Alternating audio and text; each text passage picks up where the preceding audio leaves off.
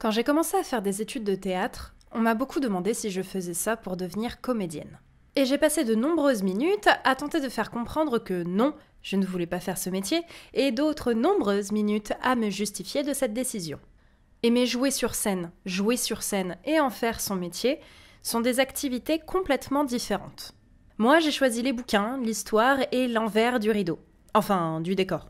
Enfin, vous m'avez compris. C'est un univers passionnant, un peu solitaire, constitué de beaucoup de pages d'écriture et de litres de thé. Et pour les comédiens et comédiennes, c'est comment ? En France, on a un système qui regroupe ceux qui ont décidé d'être sur scène ou de s'en occuper à plein temps. Ce système regroupe plein de questions, de clichés, de remarques et de raccourcis. C'est un système qui est, paraît-il, une exception française.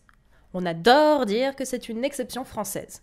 On en est fiers du système de l'intermittence en France. Mais on adore critiquer ceux qui en font partie ou ceux qui l'organisent. Comme vous l'avez sûrement saisi, je ne suis pas intermittente. Et bien que j'ai quelques notions basiques sur ce qui fait qu'une personne est intermittente ou non, je ne sais rien du côté concret. On fait quoi quand on est intermittent du spectacle ? Comment on le devient ? On s'attaque à quelles difficultés ? C'est plaisant de l'être ? Décourageant ? Fatigant ? Il valait mieux pour répondre à ces questions que je demande à des vrais intermittents du spectacle. Bienvenue dans les entretiens avec une belette. Aujourd'hui, on parle système de l'intermittence.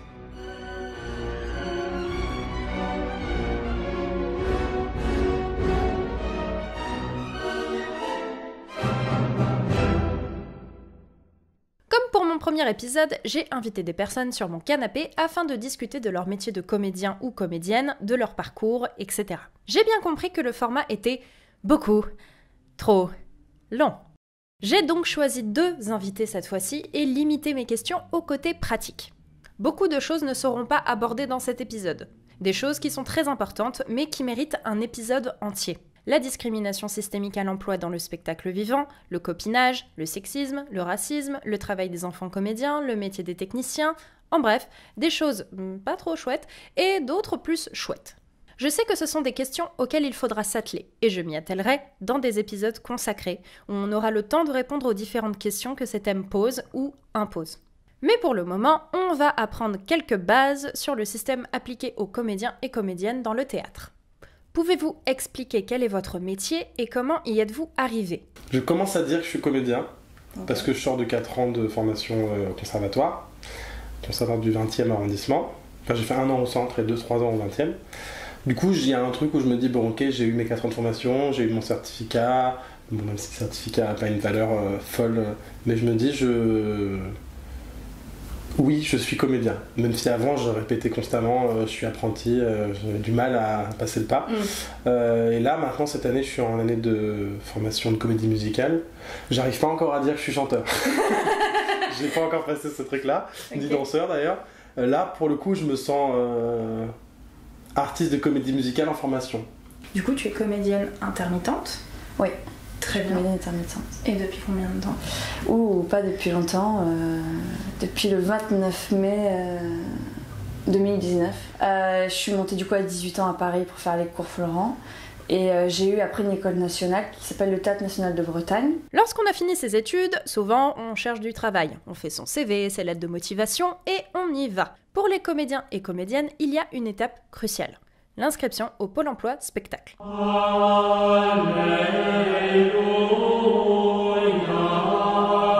Chez Pôle emploi, on a différents régimes, dont le régime général qui regroupe la majorité des travailleurs et demandeurs d'emploi, qui recherchent souvent un CDD ou un CDI, et notamment le régime de l'intermittence, géré par le Pôle emploi spectacle. Ce régime regroupe les ouvriers, les techniciens et les artistes sous 2 annexes autour de l'allocation d'aide au retour à l'emploi. L'annexe 8 et l'annexe 10. Ces travailleurs ont tous ou cherchent tous un CDD, voire un CDD-TC, un contrat à durée déterminée très courte. Sous quelles conditions devient-on intermittent ou intermittente ?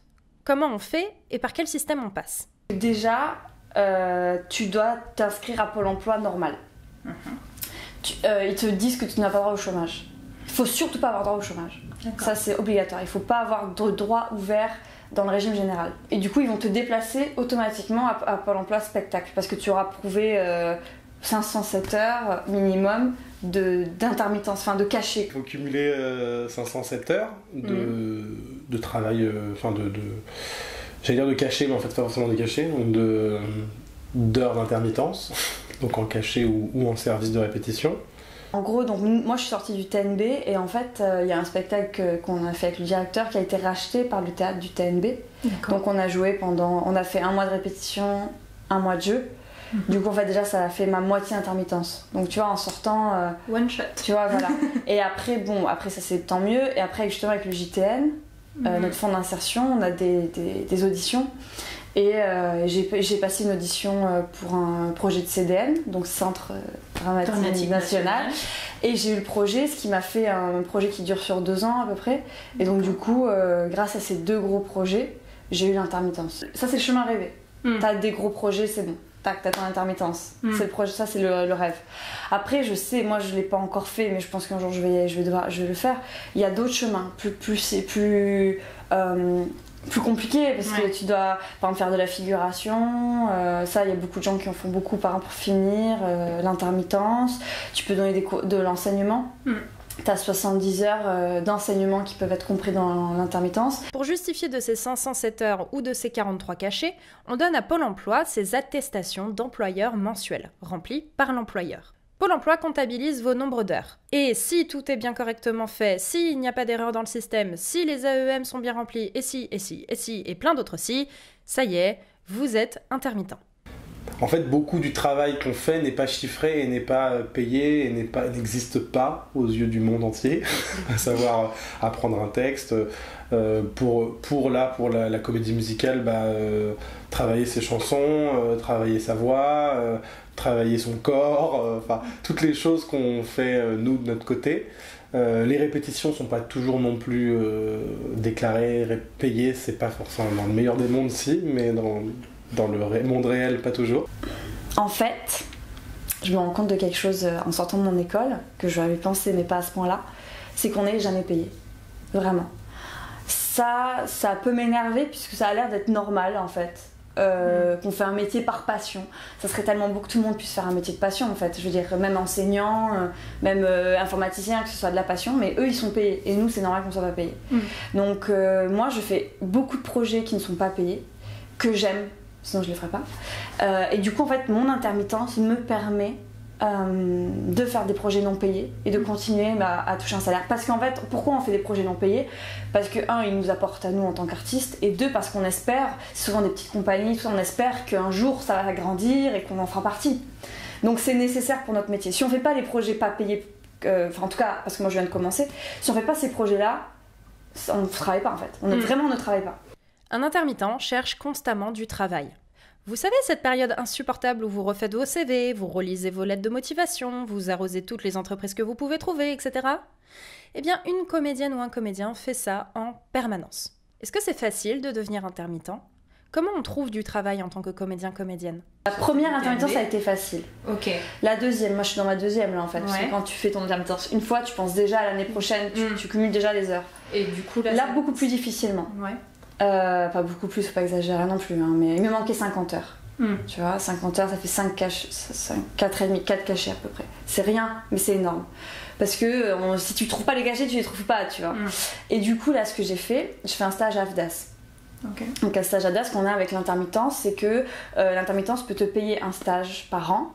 Ce qui est génial parce que mon stage coûte 2 000 €. Donc en même temps, moi je rencontre des réalisateurs, des directeurs de casting. Donc pour moi, ça me donne possiblement du travail après.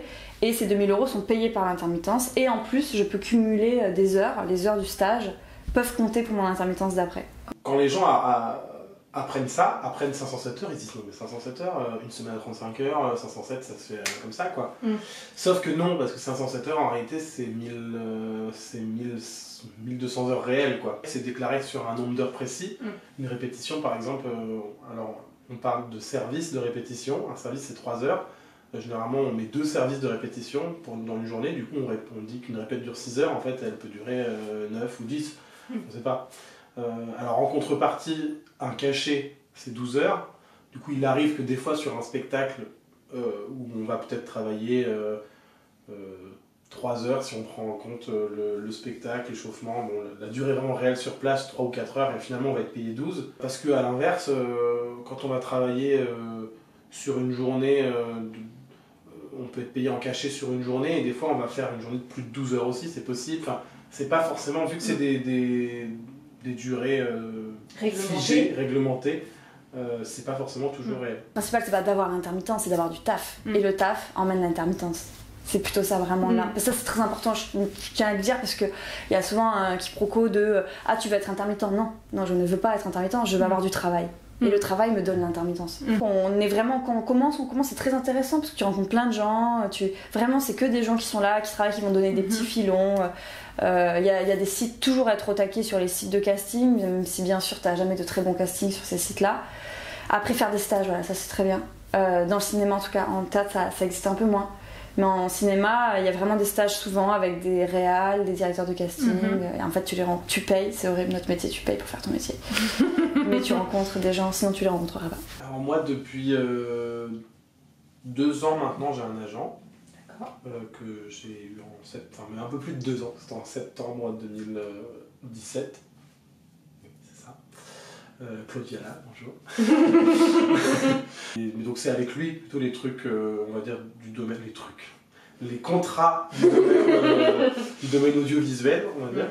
Le théâtre, c'est plus là où c'est des choses bénévoles. Maintenant, on s'attaque au lourd. L'argent. L'intermittent gagne un salaire irrégulier par 2 biais simultanés. Le salaire qu'il ou elle gagne par les cachets et l'indemnisation au chômage qui est calculée par rapport aux heures de travail qu'il ou elle a effectuées. Le calcul est compliqué, donc je vais vous passer les détails, mais voici ce qui est important à retenir. Par jour, un comédien ou une comédienne peut recevoir une allocation de minimum 44 € et de maximum 149,78 €. L'allocation est calculée en fonction du nombre d'heures que vous avez fait pendant l'année. En gros, plus vous avez bossé, plus votre montant d'alloc sera élevé. Et cette allocation dure pendant 12 mois, jusqu'à ce qu'on appelle la date d'anniversaire, qui marque la fin de votre indemnisation. La date d'anniversaire, c'est la date de l'ouverture des droits à l'allocation chômage. D'après un rapport de 2016 de Pôle emploi, les intermittents de l'annexe 10 en art dramatique, soit les comédiens et comédiennes, recevaient en moyenne un montant journalier d'allocation chômage de 53 €. Te sens-tu satisfaite de ce système de l'intermittence, au niveau financier et au niveau logistique ? Moi, j'ai pas eu énormément de problèmes. Après, il y a des zones d'ombre. Par exemple, on comprend pas des fois pourquoi ce mois-ci j'ai touché moins. Enfin, tu vois, ils font une sorte de prorata si t'as gagné avec des cachets, mais des fois ça correspond pas vraiment. Enfin, c'est un peu zone d'ombre. Par exemple, là pour mon stage AFDAS, ça a été un enfer. La première année où j'ai eu mon intermittence, au lieu de 507 heures, j'ai fait 620 heures. Et moi, en gros, je voulais arrêter mon intermittence à 507, tu vois. Et sauf que j'avais beaucoup d'heures en un mois. Et donc je me suis dit, je vais recevoir toutes mes AEM de ce mois-ci et je vais leur dire, je veux l'arrêter au 15 avril. Tu vois, je vais tout leur envoyer et dire, mais par contre, cette intermittence s'arrête au 15 avril. Donc je leur ai tout envoyé le 1er mai en leur disant, je voudrais arrêter mon intermittence au 15 avril. Ils m'ont dit, ah mais non, c'est mort. Tout le mois d'avril, il va compter pour cette intermittence, c'est trop tard. Par exemple, si on peut avoir 507 heures au 15 avril, on déclare au 15 avril et on enverra les papiers plus tard. Okay. Mais il faut tout de suite déclarer, tout de suite au lendemain. Sinon, les autres heures qui vont passer, elles compteront pour l'intermittence de cette année-là. Je pense que ce serait difficile de ne pas être satisfait du fait déjà qu'on l'a. Déjà, comparé aux États-Unis ou en Angleterre ou en Allemagne, où là, eux, ils sont obligés d'être caissiers à côté pour réussir à gagner de leur vie au début. Actuellement, on nous aide pas actuellement, mais on nous embête pas non plus. François Hollande nous avait aidé en baissant en augmentant de 10 mois à 12 mois, parce qu'en fait avant on devait faire les 507 heures en 10 mois, maintenant on peut les faire en 1 an, et depuis personne n'a dit on va baisser, ça reste, c'est que bon, non mais c'est-à-dire qu'effectivement il n'y a pas une politique qui va aider à fond les intermittents, mais en même temps on nous embête pas. Ok. Ils s'adaptent pas en fait, tu vois, surtout ça, ce truc, tu vois, de dire c'est logique d'attendre la fin du mois en fait pour déclarer ces trucs, et j'aurais trouvé ça normal de dire voilà, je vous demanderai d'arrêter mon intermittence au 15 avril et non pas au 30, ça me paraît très normal. Non. En fait, ils sont pas là pour être tes copains, ils sont pas là pour t'aider, il y a des règles, en fait même au contraire l'État aimerait que ça disparaisse, donc plus c'est chiant, plus il y a d'embrouilles et mieux c'est pour eux. En 2016, les comédiens et comédiennes étaient 13 165 à être intermittents, sur les 44 653 à être intermittents de l'annexe 10, soit 29,5%. Il y a plein d'autres métiers qui font partie de ce régime. Danseurs, musiciens, réalisateurs, techniciens son, lumière, et près de la moitié des indemnisés sont d'Île-de-France. Quand je vous disais qu'il y avait des raccourcis sur le régime de l'intermittence, le plus gros est qu'il serait payé par l'assurance chômage, c'est-à-dire le contribuable, pour ne pas faire grand-chose finalement, en plus d'être payé par les cachets, et qu'ils sont donc des assistés de l'État. Comment tes proches ou connaissances réagissent au fait que tu sois intermittent ou intermittente? Quand tu entends que ceux qui font partie de ce régime sont des assistés, qu'est-ce que tu souhaiterais dire face à ce gros cliché? Il y en a quand même qui voulaient pas que je fasse ce métier dans ma famille. Mais l'intermittence, non, au contraire, c'est du gagner un salaire tous les mois. En fait, ce qui fait peur aux gens dans ce métier, c'est justement le fait que tu ne gagnes pas un salaire tous les mois. Et l'intermittence, c'est l'inverse de ça, puisque tu as un salaire tous les mois pendant un an. Ce qui est formidable, en fait. C'est incroyable. Tu peux payer ton loyer sans avoir peur. J'ai eu de la chance d'avoir des gens, des proches qui m'ont soutenu et qui, mes parents m'ont jamais dit ne fais pas ça. Déjà parce qu'ils ont su que je le ferais en fait quoi qu'il arrive, donc ils se sont dit autant le soutenir, sinon il va le faire dans le dos, ce sera encore pire. C'est vrai que je me présente jamais en disant je vais être intermittent. C'est assez rare de dire ça aux gens parce que justement si tu dis j'ai décidé de devenir intermittent, les gens te disent bon courage. Et t'as l'impression que les gens te disent tu vas manger des pâtes toute ta vie. Parce que intermittent rime avec chômage, et chômage dans la vraie vie, c'est pas positif. On entend souvent que le système de l'intermittence forme des assistés de l'État. Non, mais je l'entends, je sais, il y en a beaucoup qui disent, vraiment c'est toujours un mystère. Genre vraiment même des gens intermittents me disent ça. Déjà je leur dis arrête de demander intermittence. Enfin tu vas pas, c'est comme les chômeurs qui diraient j'emmerde le chômage. Ne le demande pas en fait, tu vois, genre reste dans ta merde. Je l'entends beaucoup. En fait, j'entends surtout ce qu'on me dit comme argument, c'est on part à la course au cachet. La course au cachet, c'est quoi? C'est 507 cachets. Donc c'est pas énorme. Enfin, c'est énorme à avoir, mais je veux dire, ça te fait pas travailler beaucoup dans l'année. C'est-à-dire que si j'avais pas l'intermittence, ce serait pas la course au cachet, c'est genre je fais du Usain Bolt au cachet, tu vois. C'est-à-dire que si j'avais pas l'intermittence, je devrais travailler, mais je devrais faire vraiment que du métier que j'aime pas. En fait, pour moi, l'intermittence, ça me permet de refuser des projets. En fait, ça me permet de refuser des projets payés qui ne m'intéressent pas, mais vraiment que je trouve même... Je refuse pas souvent des projets payés, donc c'est vraiment que ils m'intéressent vraiment pas artistiquement, et ça me permet d'accepter des projets non payés justement. Pour moi en fait c'est l'inverse de ce qu'on me dit de la course au cachet en fait, je comprends vraiment pas. Alors certes quand il te manque 5 cachets à la fin de ton intermittence, tu te dis vite il faut que je les fasse donc je vais faire de la figuration, mais dans tous les cas tu l'aurais fait la figuration si t'avais pas l'intermittence en fait. Les gens ont du mal à comprendre parce qu'ils associent l'intermittence à leur vie à eux et ils se disent t'imagines si moi dans ma vie chaque jour j'avais un soutien financier, sauf qu'ils comprennent pas forcément que eux ils ont une paye fixe chaque mois, chose que n'a pas l'intermittent. Et ce système justement d'intermittence il est complètement différent en fait du système classique ou comme par exemple le système d'une fonctionnaire est différent aussi d'un ouvrier, chaque système est différent. Maintenant qu'on sait comment on devient intermittent et qu'est-ce qu'on touche et comment on touche, voyons combien on est d'intermittents. Parce que s'ils sont vraiment assistés, comme on dit, s'ils coûtent vraiment de l'argent aux contribuables et qu'ils sont la cause de la dette de l'assurance chômage, c'est qu'ils doivent être vraiment beaucoup pour être responsables d'autant de maux. Vous la sentez venir, hein? Au 30 juin 2016, 2,1 millions d'allocataires relèvent du régime général, soit 85% des allocataires de l'assurance chômage. Les intérimaires, soit l'annexe 4, sont 252 000, c'est-à-dire 10%. Et les intermittents du spectacle, relevant des annexes 8 et 10, donc comédiens mais aussi tous les autres métiers, sont 80 000, soit 3%. Enfin, 45 000 personnes, 2%, sont indemnisées au titre d'autres annexes de la réglementation. Si on résume, 3% des allocataires seraient responsables de la fraude à l'allocation chômage et de la dette, alors que ce sont des personnes qui, je le rappelle, doivent travailler pour percevoir cette allocation et doivent continuer à travailler tout en percevant cette allocation pour recevoir le droit de continuer à la percevoir après. Est-ce qu'on sent que je suis un chouïa énervée par la situation ? Ce que vous devez retenir de cette vidéo, c'est que le mot intermittent ne désigne pas un métier. Il désigne un régime précis qui n'est pas une tare, que la fraude est presque inexistante et, quand elle existe, les responsables sont plus rapidement radiés que dans les autres régimes et qu'il regroupe un paquet de gens qui contribuent à vous faire vivre des émotions, à vous informer et à vous renseigner via la culture. Ils ont autant besoin de nous qu'on a besoin d'eux. Mais après tout, ce n'est que mon avis de belette. Ciao!